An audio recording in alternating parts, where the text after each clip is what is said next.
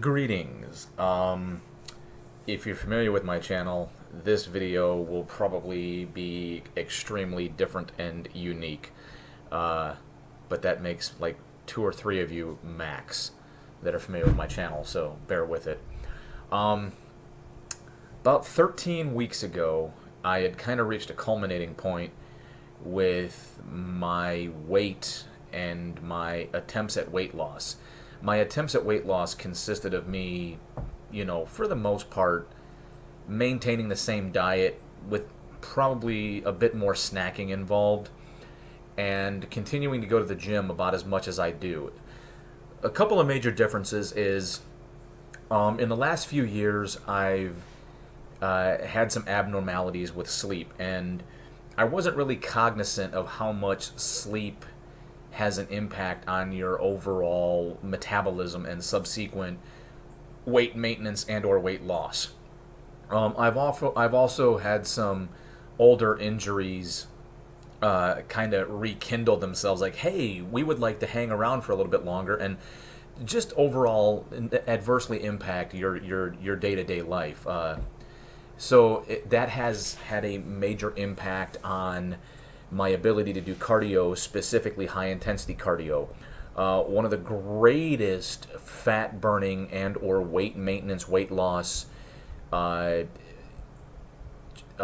exercises I've found is sprints.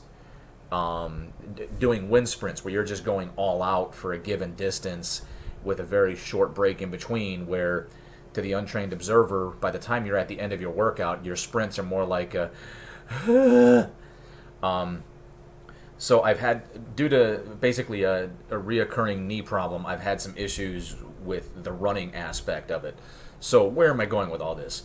So about 13 weeks ago, I was at 5'10", 265 pounds. And I just kind of reached a point where I was like, this is insane.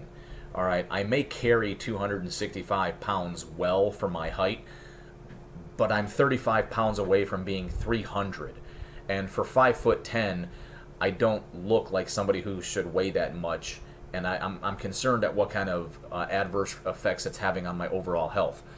So many of you have probably seen advertisements for V-Shred, Vince Stan's V-Shred program, where he uses celebrity references and whatnot. And basically his catch was knowing when to eat carbs and when not to. So I was like, all right, I'll bite. I'll play. And I did a little bit of research, and I got some mixed reviews, but what I will say to his credit is nobody wanted to give away his secret. So either he's got enough respect, or people have had decent enough results where they don't want to give away his secret. And I'm no different. I'm not going to give away his secret. I'm not going to take away from his gimmick. I'm not going to take away from his ability to earn money. So I paid, all right? And I'm going to give you my initial experience and my overall opinion of it. So I went ahead and I paid. In the process of signing up for his program, or at least one of his programs, both to his credit and to his admonishment, it wasn't as simple as, hey, I would like to sign up for this 12-week program. That's it. Leave me the fuck alone. Piss off. I just want to sign up for this program. No.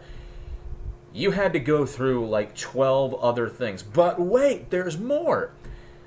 You had to go through like 12 of those before you could eventually just get to the point like, look, all I want is this. So to his credit, hey, I get it. You're pitching, you're pushing, you're selling your brand. I get that. As a consumer, what I will say is, motherfucker, I just want this. Don't push, don't sell me anything else. I came here specifically for this, and I'm often curious how many people have gotten turned off and have completely backed out, like, fuck you, I'm out, I'm done. So just a little food for thought on that. If at the end of this you're still interested and you want to try it, it's reasonably priced. I think I paid like $55 to unlock his secret, which is not that expensive when you consider like some of these other services that are out there. And I'm not going to give away the secret, by the way. And to unlock his calculations for how to calculate your carbs, your proteins, and your fats, $55 was not that much. It may have been a little more, maybe a little less. I apologize, but it really wasn't that much to unlock. I did find it frustrating. They're like, hang on, what about this, or what about that, or what about this? And it's like, dude, I just want your formula. That's all I want. I just want your formula. So if you're thinking about it, if you do go and you decide you want to try it, just be prepared that there's going to be a hard pitch. And I mean, it's like you can't move past. You can't skip it. You have to go through the pitch. But after that, so if you skip whatever, if you keep moving on, you have to get through all these different pitches before you can finally just be like, I just want to pay for this. All right. So that would be a definite con. On the plus side, he does provide you with a formula on how to calculate your nutrients.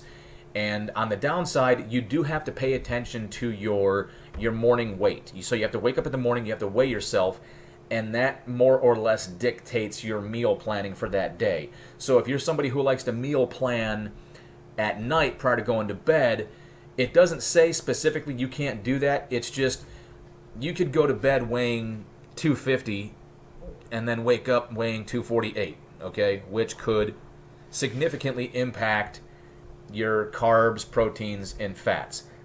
Is 2 pounds going to impact it horrifically? Probably not, but I don't know why my nose just went out on camera. If the whole goal is to start dropping weight, which is basically spending more calories than you consume, then I can see that being problematic as far as if you're meal prepping for a person who weighs 250 and then in the morning you weigh 248, 247, because you could lose a couple of weights just metabolically speaking at night, and then you can also lose some pounds if you're one of those like me where I get up and sometimes I have to have a bowel evacuation or I urinate and I can drop as much as a pound. I mean, 16 ounces of fluid is a pound. And if I can expel 16 ounces or more, even though they say the bladder can only hold 16, if I can expel more than 16 ounces of fluid, and if I can expel a couple of ounces of excrement, I could wake up, and I have in fact woken up as much as 4 pounds lighter than when I've gone to bed as an experiment. So he does provide you with the ability to calculate your micro and your macronutrients. What I found difficult is there were days when your carb intake, in my personal opinion, was almost impossible to maintain. And I'll tell you why. Anything that has any type of a sweetener, anything that, so like if you're doing protein powders to supplement, if you're doing this, if you're doing that, anything that can manipulate the flavor to give it a little bit of a sweetness, which is usually derived from some form of sugar, that is a carbohydrate. All right, so if you're trying, if it's one of those days in his diet plan that you have to minimize carbohydrate consumption, and you're somebody who is more prone to doing, say, the protein shakes or whatnot, that can be very difficult if you're going word for word by the program, because essentially any protein powder that has any kind of a flavor to it that's derived from a sugar product, all right? And that can be very difficult to manipulate. But otherwise, I can't really complain. To be honest, it's really not that impossible to follow if you really want to. All right, it could make dieting very impleasurable for the days where your carb intake is reduced. And I'll just leave it at that because, again, I don't want to step on his toes or his ability to earn a living. At the end of 12 weeks, I lost about 23 pounds, okay? So the plan does promise as much as 30. I lost about 23 pounds. So I want to be fair and honest about this. As somebody who's a former certified personal trainer, I have a background and an understanding in dieting, in nutritional intake, micro, macro, you name it. I have an understanding in all this. So I made some slight modifications to the diet to accommodate for the carb intake and to accommodate for the caloric intake. So I made some slight modifications on my own, and I was still able to manage weight loss. I've been working with the VA to try and get my sleep under control, whether that's with I still haven't gotten fitted for a CPAP yet, but whether that's through medication or through other means, and I can definitely tell a difference when the medications weren't working and I wasn't sleeping through the night. I could sometimes suffer what would look like a weight gain, where whatever calories I injected during the day weren't metabolizing for whatever reason. And you'd think under normal circumstances you're awake, so therefore maybe you should have more caloric burn as you're tossing and turning, but you're not. For whatever reason, the way the body works, and I think a lot of it's individual based on your own genetics, I would retain weight. So to Mr. Stan's credit, and he talks about how important sleep is. You do have to get your sleep, because on the days that I did get positive sleep, when the medication worked and I got positive sleep, I did notice positive results. On those cheat days, which he allows for, I did notice that my weight would spike back up again, but I've been able to maintain an average of 20 pounds lost. So when my weight fluctuates within 2 to 3 pounds, I've been able to maintain a constant 20-pound separation from where I once started. So in about 12 weeks, I've gotten down to about 245-ish, and whether it's plus or minus 2 pounds, I've been able to stay within that 20-pound range. So I'm guessing once I can get my sleep under normal control, and then if I can go back to watching my diet a bit more strictly, because I've had some fluctuations in my diet where I've cheated a little bit, where I get to a point where I've been so disciplined and I've been so regimented that I just kind of like, I just let go a little bit. And I can't hold any of that against Mr. Stan and his V-Shred program. What I will say as a consumer is, depending on where your actual weight is, his calculations didn't seem to be working for me. At least whether it's I felt hungry, I felt miserable, I felt hangry and angry, or just some other form of miserable.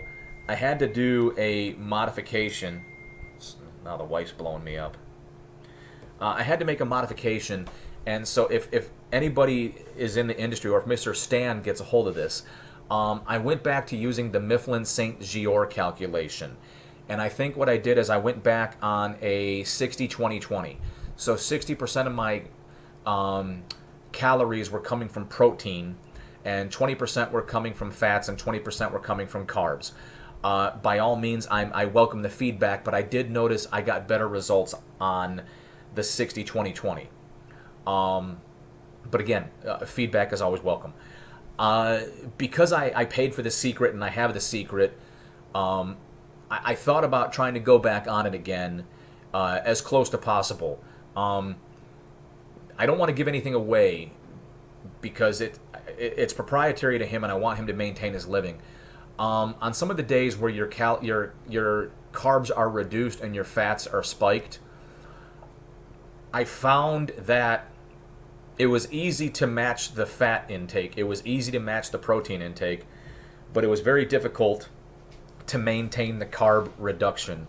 And maybe that's just because of where I choose to source what I'm using. And again, I can imagine the feedback I'll get from this, but I'm a big fan of the protein supplements.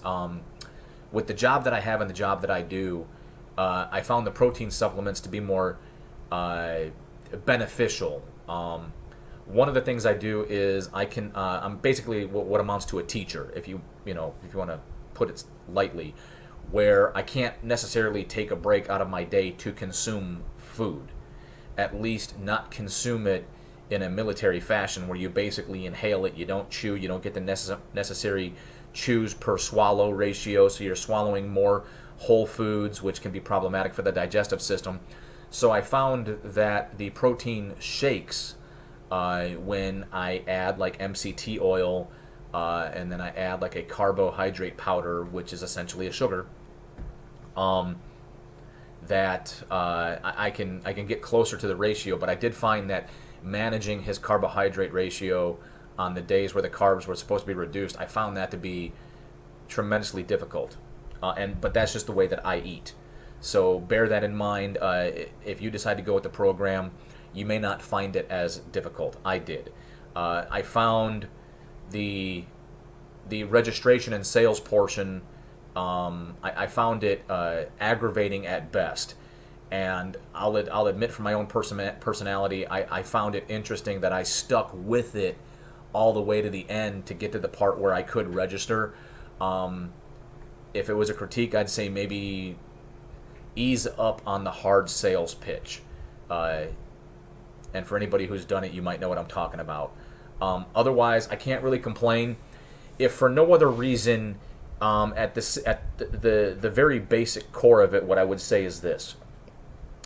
When you're following a program, whether it's V-Shred, whether it's one of the Beachbody programs, when you're on a program, I think emotionally speaking, it gives you motivation. It gives you a sense of accountability. You know, like you constantly have to remind yourself, hey, I'm doing this. I'm on this schedule. I'm on this program. I'm on this diet. So it motivates you because you have to remind yourself, and because it motivates you, it also helps you maintain a sense of accountability. I have to do this. I have to do that. I'm in the 13th week now. Actually, no, this would be week 14. Yeah, I'm in week 14, and I'm thinking next week I might start looking at the calculations again, and I might actually try and see how close I can get to his back to his secret dietary ratio. The other thing I found too is that in order to get maximize the caloric expenditure versus caloric intake, in my own personal opinion, I had to set my caloric intake for my desired weight, not my actual weight.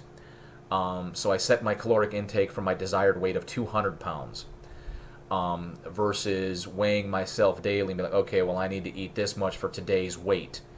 I thought it was, especially for meal prepping purposes, I found it easier to set a goal weight. And you can even do this by setting a goal weight for the end of the week. So if you follow his program and you're somebody who wants to meal prep for the entire day or the entire week, set a goal weight for maybe the end of the week, and then plan your caloric intake for that goal week or that goal weight at the end of the week versus like, what do I weigh today? How much do I need?